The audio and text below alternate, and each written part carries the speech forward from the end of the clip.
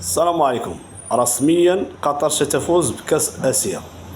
ماشي انا اللي قلتها، علي قلتها. شوفوا الفيديو.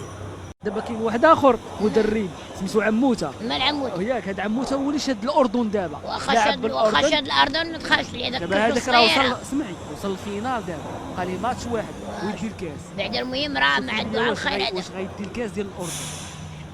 سميتو عموته، ديما معصب معيصب. واخا معيصب ما عنده علاش يطيح لما يدير. ضريب. لا ضريب ولكن ما يديش كاس. لا لا لا لا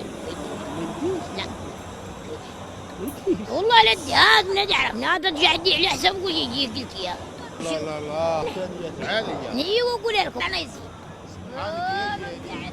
سبحانك يا جليل.